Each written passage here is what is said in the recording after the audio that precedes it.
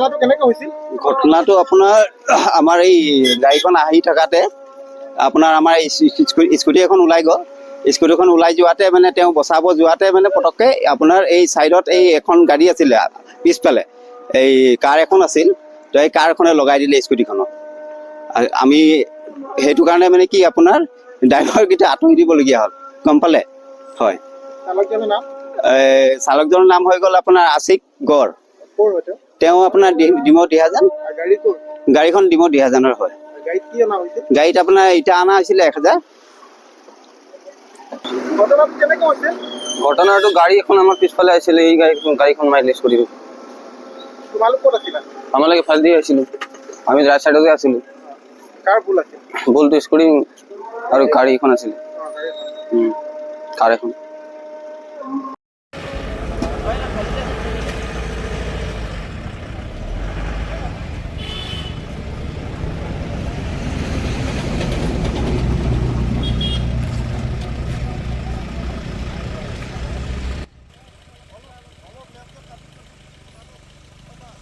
মৰাণ কুশল নগৰ পথ দুৰ্ঘটনাত মহিলা আহত।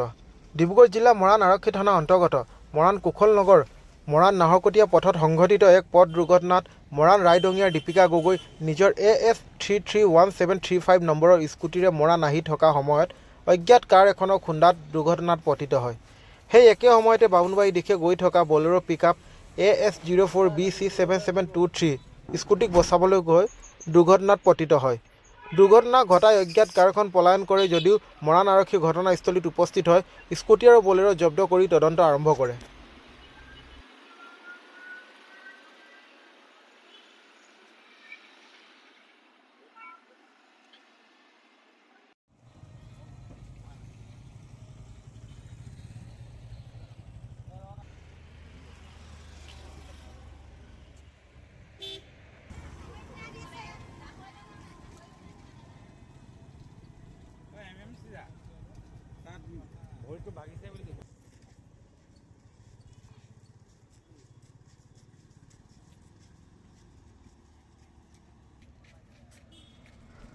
মৰাণ কুশল নগৰ পথ দুৰ্ঘটনাত মহিলা আহত।